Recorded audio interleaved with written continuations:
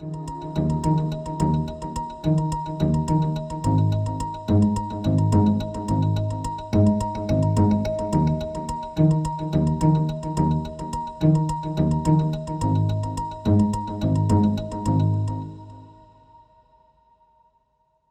guest speaker today doesn't really need a lot of introduction, because when they say someone's a double board certified surgeon, it means what?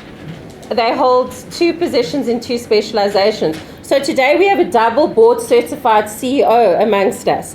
So Gary Marshall is currently the CEO of BidAir Cargo, and they operate a fleet of Boeing 737 freighters.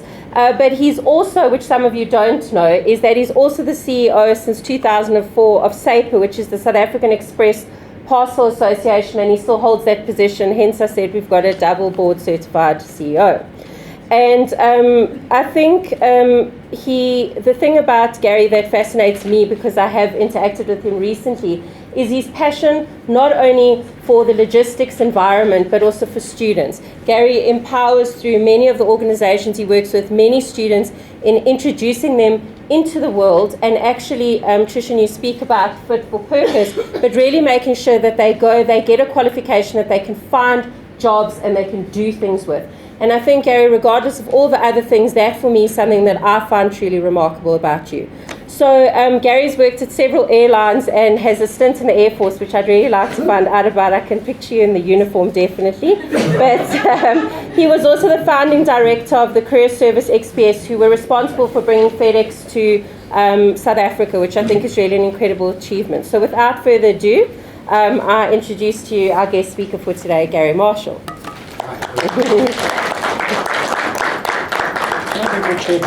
You just sit here. Can I bring it back a bit? Yes. You need to have people at your back. Yeah. Have you got my back there? Yes. So Ben's whole thing, I don't like it either, he knows, is about engaging your shadow. That we are meant to do this and engage our shadow, so we have to keep turning around. You know,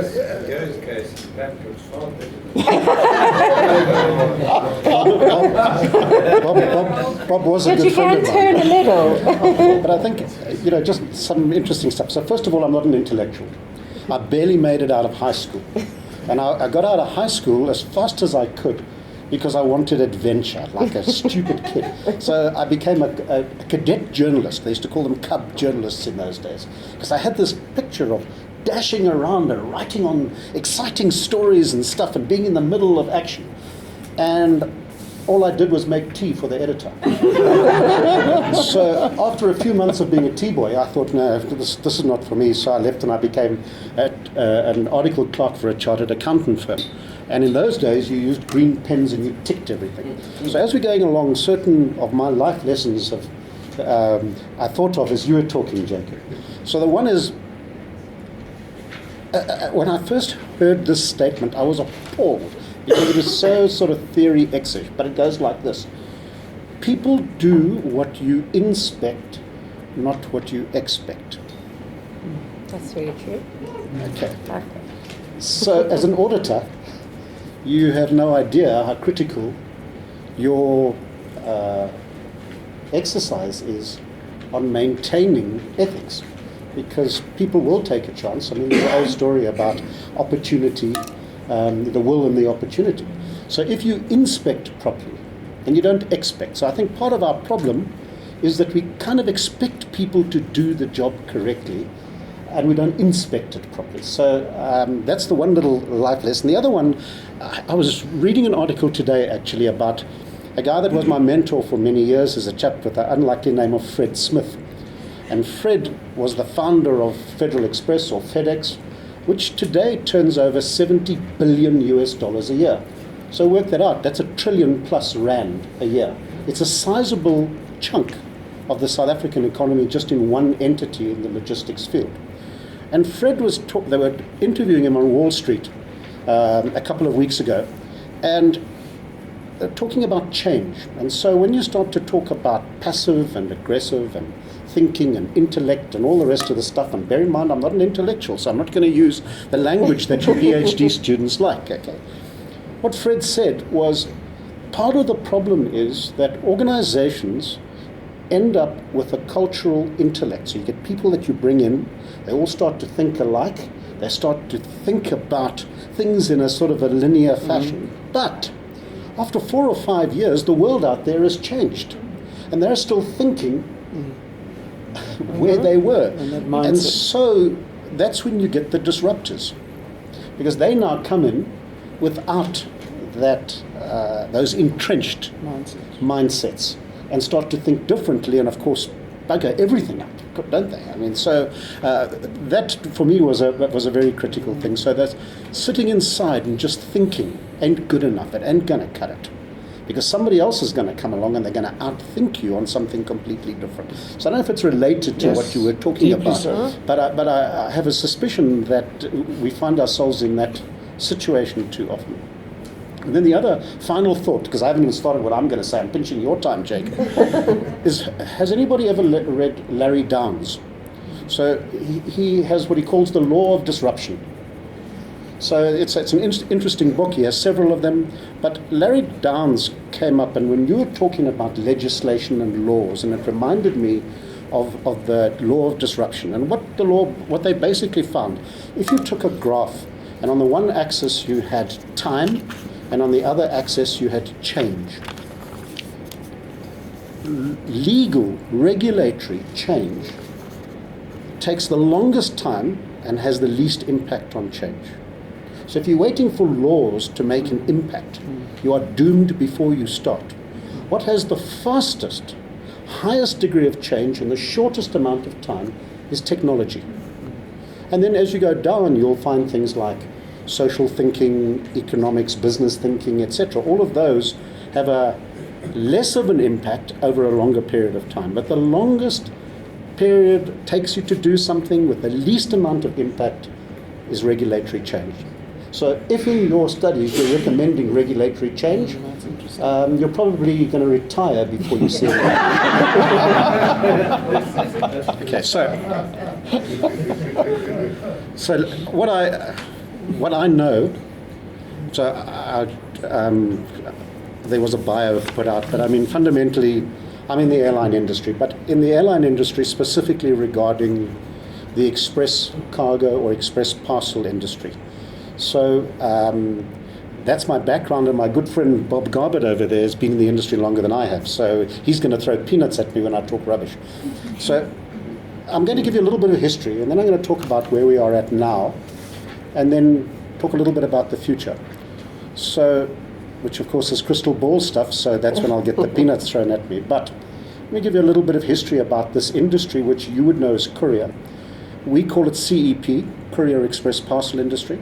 And it really has its foundations and its beginnings back in the sort of late 60s, early 70s. And what happened at that stage was when you wanted to move small parcels and letters and stuff like that, you used the post office.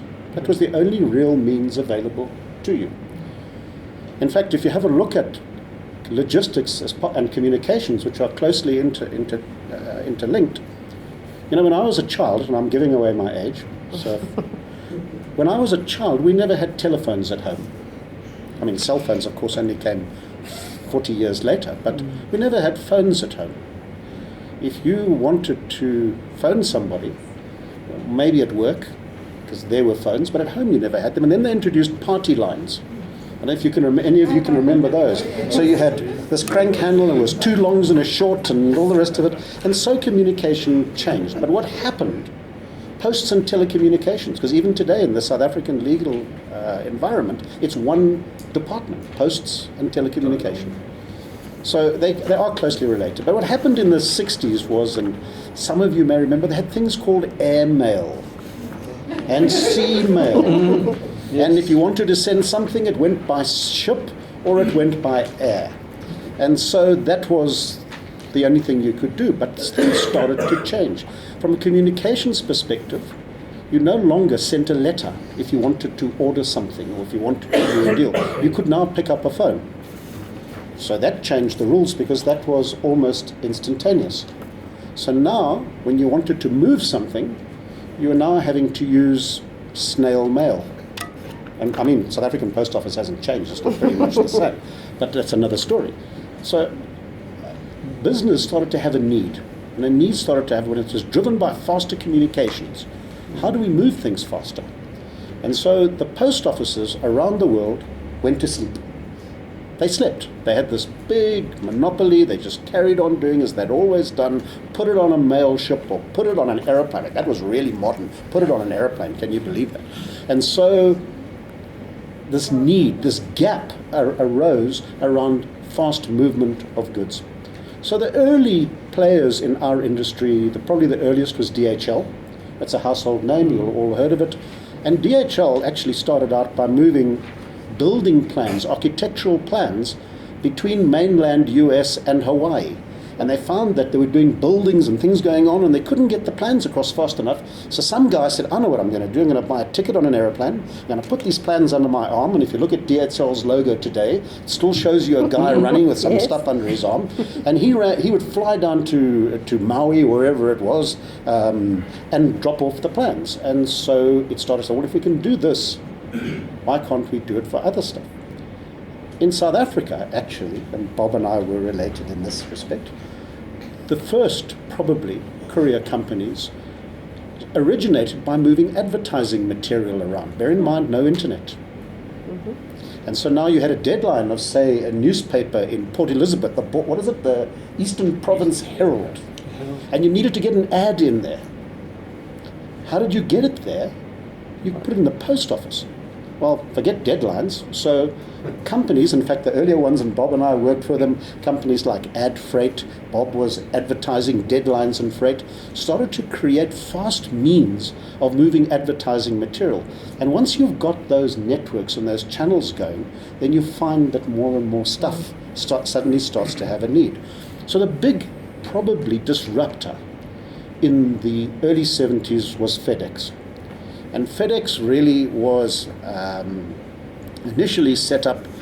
First of all, it's quite a lovely little story. The CEO, Fred Smith, who started the business in 1973 and is still the CEO and chairman today, of a major Wall Street company with revenues of $70 billion a year. And Fred wrote a high school paper on a new method of transportation called hub and spoke. Well, he got an F, and his lecturer said, this is the most stupid idea I have ever heard. And Fred simply based this transportation mechanism on a telephone exchange, which said, if the two of you were neighbors, you actually didn't have a line connecting the two of you. You went via a central exchange. And so all you had to do was to have these lines going out from a central exchange. Otherwise, if you wanted to speak to you, you'd have to have a direct line, and you to you. And so you'd have this absolute mess. So hub and spoke was just an organization, and of course, it became a standard means, even nowadays, for passengers, right? When you travel, you go to a hub, and then they send you onto another place. You don't have necessarily all these direct things. So Fred Smith came up with this concept. He called it hub and spoke, got an F. The Vietnam War was there. He went off and he flew in the Marines, and he was a helicopter pilot in the Marines. The war was over. He came back. Didn't know what to do, had a family trust which he raided, and being interested now in aviation, he started Federal Express, basically moving aircraft spares around, because he got into this business, and you have airplanes or mechanical things that break. So if you had an airplane stuck in Idaho, and the part was in California, how did you get it there? Post office? Right? Because that was all there was. So Fred came up with this concept of, okay, why don't I put this concept of mine together? He raided the family trust. The experts will tell you he stole the money out of a family trust, but he bought a whole lot of Falcon jets and started this company called Federal Express, operating hub and spoke, and he just carried on adding more spokes. And today they're the largest fleet of aircraft in the world.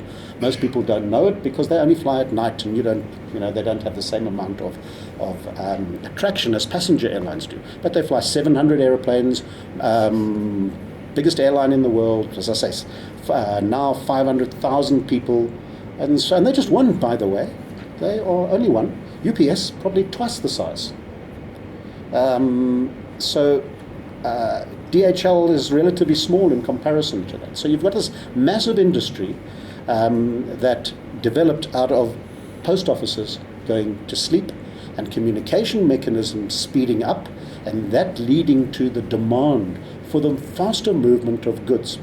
So when the businesses started in the 70s, they were really alternative post offices taking care mostly of emergency type shipments. Along the way came this concept, mostly out of Japan, called just-in-time.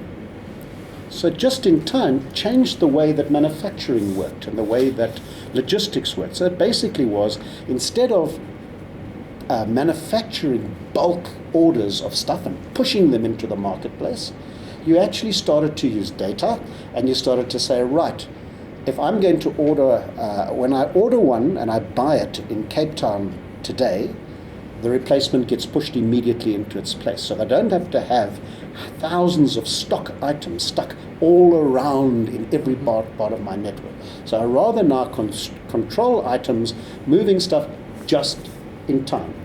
Of course, that's become the heart of supply chain and the heart of logistics, which is trying to predict demand.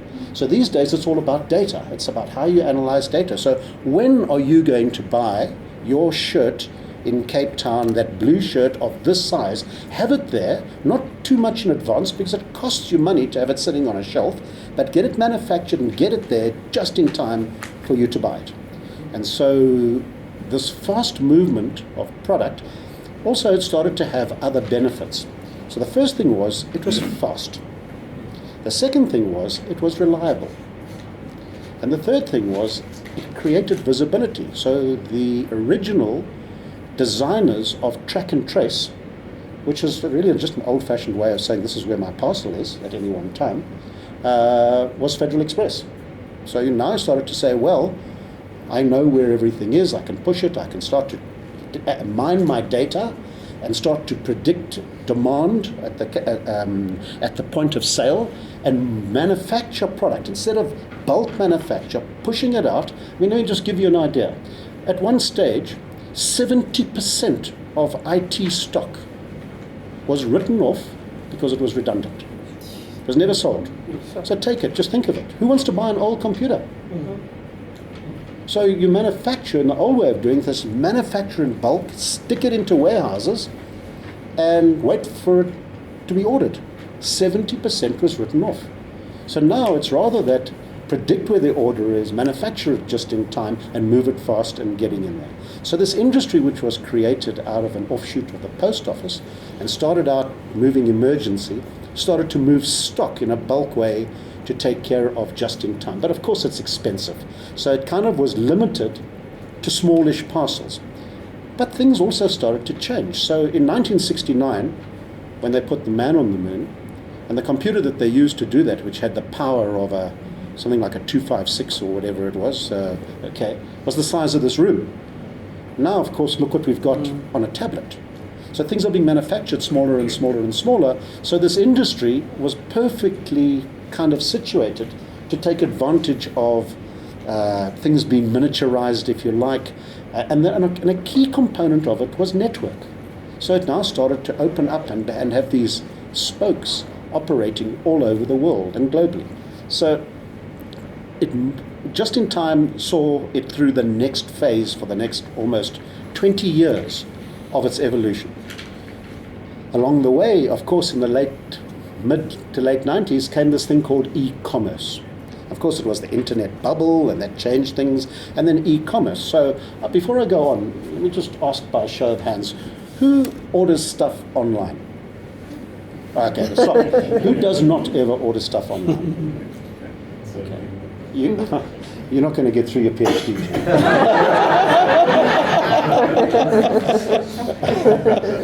I jest.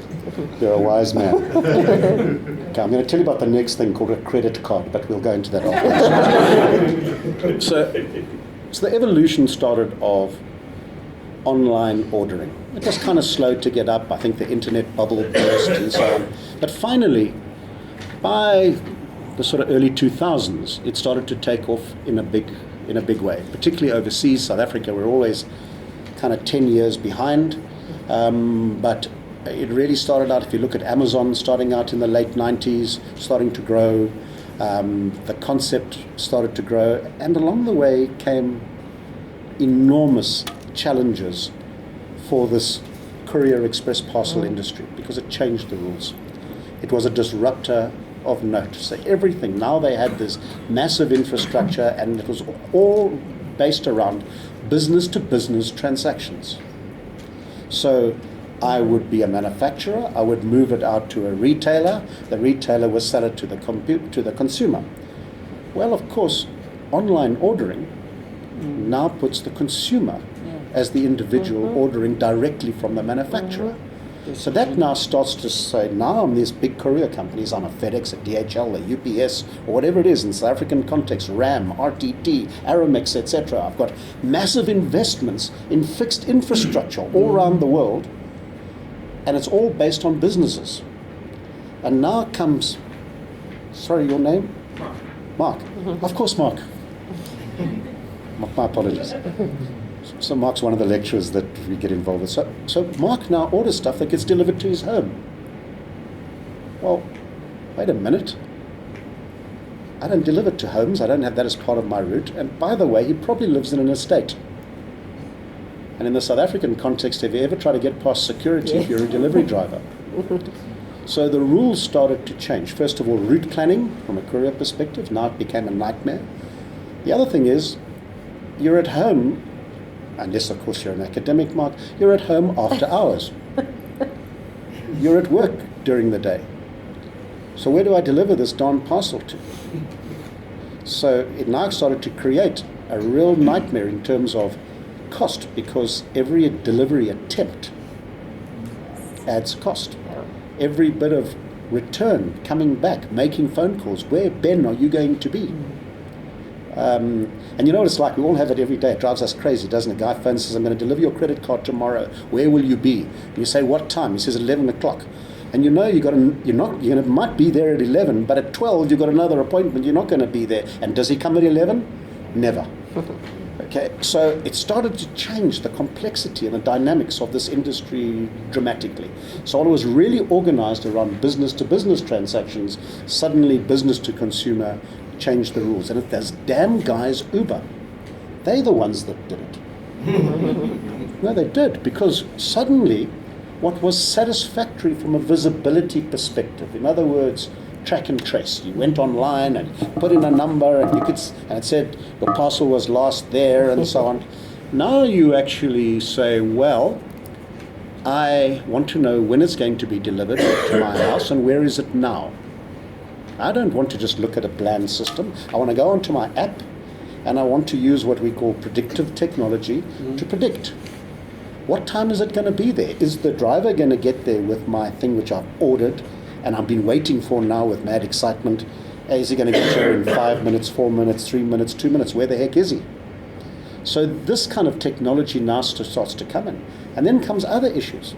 It turned our industry upside down because you suddenly started to get patterns that revolved around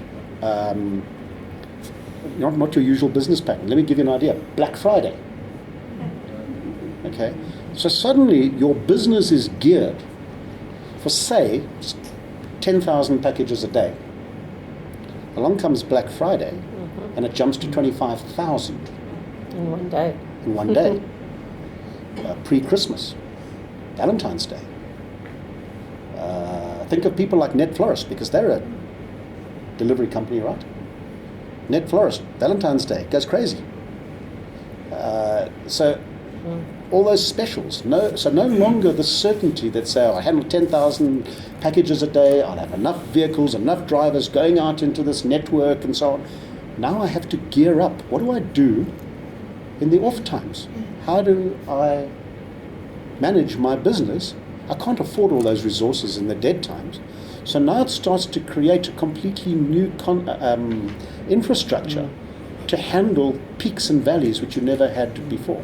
So this disruptor of e-commerce has played absolute havoc in the industry. So along comes Amazon, and I don't know how many of you know, but in the US, Amazon started out they're now their own delivery company. They call it Amazon Prime. They bought an airline, Atlas Air, and they started to run their own aircraft. They're having a lot of fun, and I predict that they might regret going into it, because all they've got now is one-way loads from customers out. What about back? So it's eating into their profits, but I suspect in due course they will just become a courier company competing on all sectors with everybody else. But along comes, as part of this whole thing, comes technology. How can you handle this without technology, without data, without information, without being able to predict? And so now comes also the issue of cost. How do you have this wildly fluctuating volumes? How do you have these high levels of returns? And in South Africa, in America, it really amused me. Amazon developed this system which they called a porch delivery. Now, a porch is not a car, okay? It's like a veranda. So they would drop off a parcel on the porch until they found that somebody was stealing the parcels. Imagine in South Africa. Porch deliveries would be a real hit, create a whole new industry. So it has challenges. So now guys come up with these fancy things called drones, right? You've all heard about drones that carry parcels. Very exciting, very sexy stuff.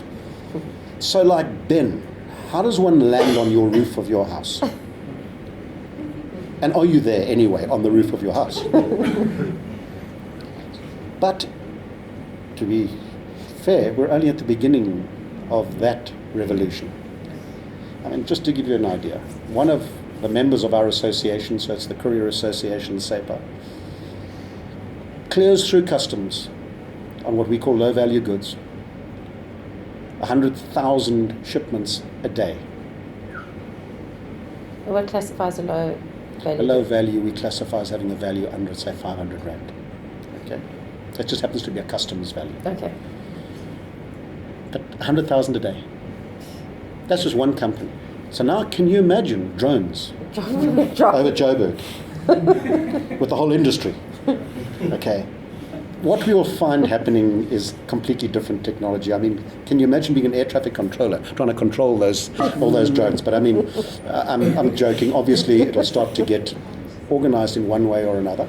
So the way that the industry going in technology, and you may remember I spoke about Larry Downs, and the fastest way to get major change is through technology, will mean that drones are here to stay and they'll become more organized. So currently they're being used for kind of emergencies, so carrying a blood sample to a hospital across a river where you can't get there. And long distance drones, I mean, I know they're using them in Rwanda. At the moment I was talking to guys the other day, 300-400 kilometers a trip. Sure. Okay, but the next stage, which you could call a drone, or which I refer to as UAVs, unmanned aerial vehicles, well, today my aeroplanes have got pilots in them. In 20 years' time, or maybe even 10 years' time, are they going to be manned or unmanned? Already, as you know, they're testing unmanned ground vehicles. So trucks, Uber and all the rest of it. I mean, I heard the other day, I was reading a lovely article, that Uber's time is limited because it's going to be overtaken by Ford and General Motors and Tesla and people like that, because they're not going to need to sell a car to you, Mark, or to you, Bob. They will rather just have their own Uber type service, so they'll produce cars for their own network. So you won't have a car of your own, you won't have it, so there will be no more consumer sale. And where is that going to leave Uber? Because the guys manufacturing the cars are also going to be doing that job. So they get all these kind of fascinating disruptions, and they're impacting on our industry, on the logistics industry. Fortunately, and you asked me earlier on, what would an alternative career path be? And I've got 4 kids and 3 of them are in logistics. Because I figure it's going to be a while, but I might be wrong, until they develop this beam me up Scotty kind of transfer of matter mechanism. Until they do, there's a physical needs. But then, of course, some clown developed a thing called a 3D printer, right? So suddenly you can manufacture something. I mean, tell you a story about Federal Express. Back in the 90s, they developed a product. In those days, nobody had fax machines. So they came up with this new idea. Rather than take a letter from A to B and carry it along a physical channel, what we'll do is we'll take the letter. They developed a fax machine of their own, so each one of their stations had faxes. They would fax the copy, and you would now put it into an envelope and go and deliver it, like instant. Fantastic, no cost. To make this thing work, they had to put up their own satellite, which was unfortunately on Columbia, the one that exploded. So $900 million worth of investment went up in smoke. And by then, just as well, because Samsung came along and put fax machines on everybody's desks. But of course, whoever uses a fax machine these days, right? I don't even have one. So that technology's come and gone. So in the industry that I'm in, we're kind of grappling with these changes all the time. And so now comes the next generation. So we've moved, as you may recall, it was like business to business. E-commerce now starts to become business to consumer. In the United States, approximately 17% of retail sales are generated online, and by 2025 they estimated it'll be 20% of all sales. South Africa, we reckon around about 1%, maybe between 1 and 3 currently, but growing at a hell of a rate. So it's changing the dynamics of everything that we do, the way that we're having to think about things. But now comes the next wave. And the next wave they're calling X2C, not to be confused with ecstasy. So, although, I'm in this industry, I love it, so I have lots of ecstasy. But so X2C. And that really is about a variety of people, suppliers, businesses, directly to the consumer. Let me give you an idea. So, I'm Bob, and my washing machine breaks. And I now need to order a new part from, that's a bad, he doesn't wash, Mark. Mark's washing machine breaks, and he now needs a part, so he phones Whirlpool. Now, as it's currently happening, Whirlpool will have technicians that go out to your house and replace that, and then go back and then go to the next one, and then they get there and they find, damn, they haven't got the right part, and back again, and it's quite an inefficient thing. So imagine X2C, which says, well, you also have a parcel coming in on DHL, and at the same time you've got letters arriving, and you've got maybe an e-commerce thing that you've ordered. So why can't that be done on a shared mechanism for doing it? Why do I have to have all of this multiplication of stuff going on?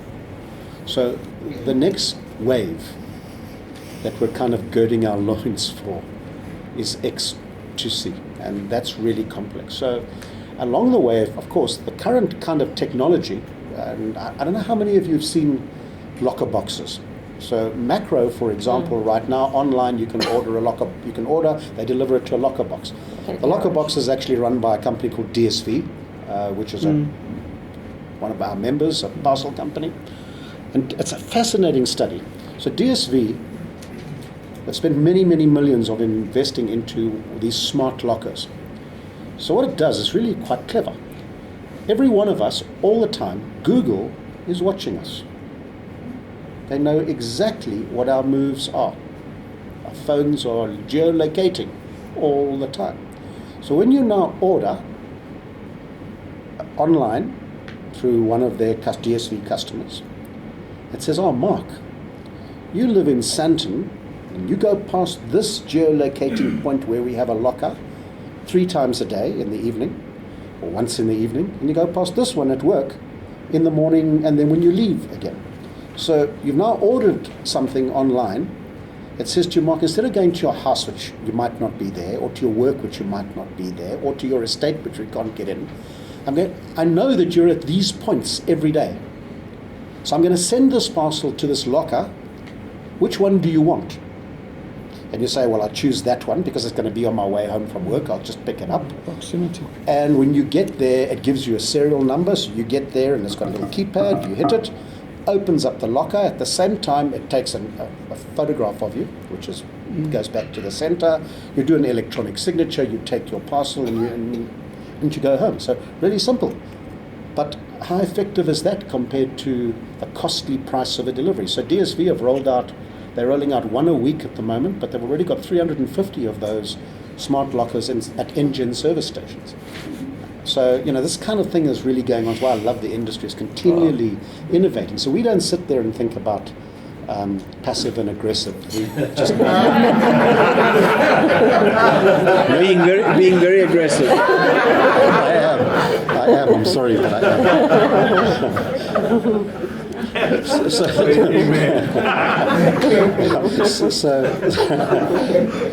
So along the way, of course, where it leads to, and my kind of involvement with DaVinci really is about this industry. When I started out, and when Bob started out, Bob was telling me early on, his education was in the docks. Mine was in the Air Force. In wartime, by the way, I was in the Zim Rhodesian Air Force during the war. So it was a different time and a different set, and Fred Smith spoke in this article that I read about them. His education was in the Marines. That was his university. Never went to college. He got an F in his first year and bombed. But it's about the lessons that you learn in those places and whether you're prepared to make those lessons work for you, I think.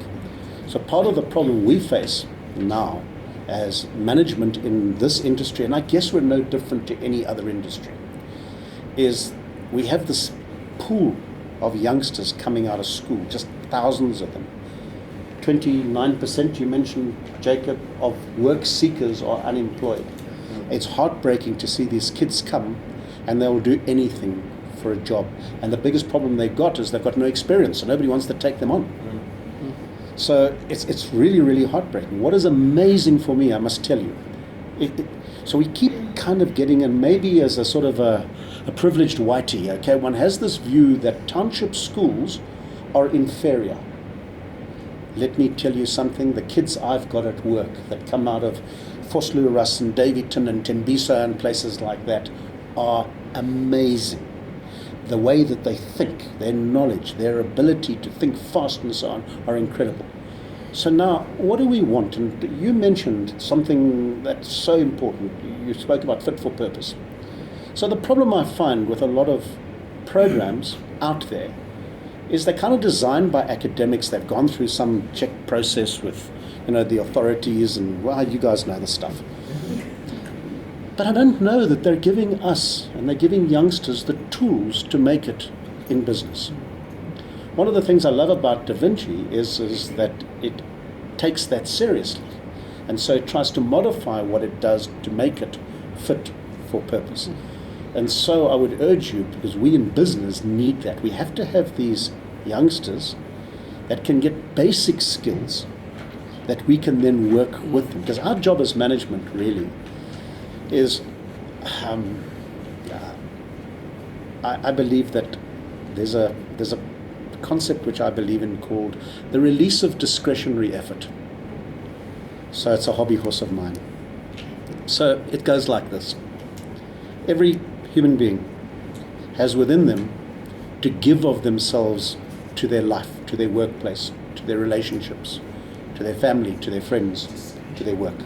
Release of discretionary. They're asking you to repeat. Yeah, release of discretionary effort. Sorry, this is mine. This is not in the books. Yes, okay? effort. Release of discretionary effort. This is his intellectual contribution.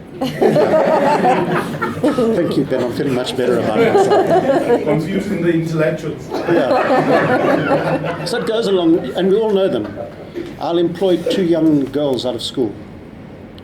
The one will throw herself into the job. Another one just does enough not to get fired. Yeah. Right? We see them all the time. Is the one better than the other one? No. Is the one cleverer than the other one? Different. The answer is no. Something in them is gets them to release. Often, sadly, I've come to believe that it's scripting by their parents. It's their home environment. Yeah. That they can't do it and they mustn't do it, or their parents themselves are not good mentors and guides. And I think that's a real problem for us in South Africa. Bob spoke about morality. Without getting into the religion of the thing, let's just talk about morality as a concept. So, are there parents? How many parents in South Africa There's also child-headed actually households. mentor and guide their children? Sadly, I think not too many, and I think not too many parents have had that themselves. So we have this dysfunctional society. So now we get some kid that might be brought up in an environment where they're encouraged, and they believe they can do stuff and they want to do stuff, and other kids that really don't. I mean, I was brought up, I can tell you, my dad thought that companies were evil. Bosses were evil. They just try to screw you all the time. He was so impossible, difficult. Okay, so if I'd listened to him, I would have been one of those people that gave nothing of myself. Because why should I give it to companies? They're evil. They're just corporate buggers that are out there to screw me. Or I could be a person that says, this is a means for me to achieve what I want. And so you get the next issue, which the intellectuals all know about, which you would call goal congruency, which is where companies try to align themselves with their people to make it work. But for me, the challenge of management is, how do you get your people to release more of themselves? It's voluntary. How do you get that? How do you get somebody that might give 30% or 20% of themselves, of their capabilities, and make it 50%? Imagine that. You'll double their output. So my challenge to academia, Heather, you listening? Is give us fit for purpose. Give us the tools. And so give us the tools that help us as management get these youngsters who are so talented to release their effort. And so that's the sad thing about that. That's not in business, admin, economics. You don't find that stuff being taught. You know, I sat down with some of your guys and we've developed this little program called Managing Diversity. Heather, what was it? Yeah. And it really came out of, I had this amazing visit from, I think it was Kenny and Louis, I think it was. They said, what are we not doing for you? And I said, you know, the problem I have in business is that in the workplace, there are dynamics which all kids face, young people face, which they're not taught to anything. So they do it by instinct, and sometimes they get it really wrong. And part of those things, the workplace is diverse. So you have people that are, just have a look at it, gender, and of course there are three sexes, right? Religion, and complex religious issues. I'm going to bring Bob into this, but I mean, you know, just take Muslim, Hindu, Christian, agnostic, Jacob, atheist, etc. No. So I'm now a young supervisor, young manager. I've got to be careful how I treat the female versus the male versus gender. What we do, you know, in Thailand they call it the third sex, but you know, I've got to be sensitive to that. I've got to be sensitive that to your understanding as a Muslim and say things to you that might hurt your feelings. And Bob, I can be very sensitive, and Jacob, I can say anything I like because he doesn't really care. But it also... But so we go. So we've got these complex language. I talk to you and you look at me, but are you really understanding anything that I have to say? We spoke earlier on about 11 languages. Okay, so it's a nightmare. It's an absolute nightmare. So I think what diversity tries to do is to take all of these different complexes and give people some idea as to how to be aware of them, how to manage their way around them. And that's not economics 101, as I say, and business admin and you know, logistics and warehousing and all the rest of it. It's about life skills. And so if you want to do business a favor, give us life skills, because the talent out there is enormous. It's absolutely enormous. What an amazing intellectual journey, Gary. This is really amazing listening to this. It almost, you know, it almost makes me emotional about it, because I don't often hear this discourse from business. And I think what DaVinci aspire to is very much within that realm. Is it easy? No, it's challenging. Do we want to do it? Yes, we aspire to do it. So thanks, just by bringing this message again today. It's great to see how you really reflect that almost agile, aligned and engaged constructs that we want to embrace as an institution. So thank you very much for that. So before we go, I just want to ask somebody just to say thank you, except if there's an urgent question, because our time is running out, and I think many of you want to talk to Gary. Is there somebody who's got a pressing question? Few. Nothing. Anybody else on the side? No, we're abiding by the rules. So you choose. So can I ask Tsepo, could you just on behalf of us just say thank you to him? The fact that you talk about X to C, it's out of this world. I mean, Ben did not know that I know. You know? So thank you so much for such an inspiring talk, and we really look forward to having a discussion with you once we're done. Thank you so much. But one of the things at DaVinci that we try to do, as you know, the Be Remarkable. So what we're trying to do is to ask people, so if the word remarkable was broken down, how would you define yourself? And many people are choosing words. So while Gary was speaking, I chose a few words to say about him, and you can tell me if you agree or not. So the R in remarkability has to stand for remarkable for you. Most of us choose other words, but yours is for sure remarkable. I think E, definitely, I would say that even though you said you used those ham radios, phones, that energetic is definitely one, because the energy that you exude is incredible. M for motivational, I think we all feel motivated. Agile for sure. Robust without doubt, and the industry itself and you as a person. And then definitely I would say the K. I've never picked this for anyone, so I just want to say every industry, we all have monarchies, even though people say we're democracies, and you are the king of logistics for sure, so the K is for king. And I reserve that for Ben, so you must know he's the head of our monarchy. And A for adaptable, the B for bold, and the L for loyal, because I think not only loyal to the industry in which you've served, but also loyal to everybody that comes in, the students, and that you actually want to make a difference. And the last one, BE, I have to leave for ecstasy. Not the type of restaurant, but I had to leave that for that. And on behalf of DaVinci, this is our intellect to you. So just a small gesture to say thank you. So we hope to see you guys next month, and have a wonderful evening and safe travels home. Thank you.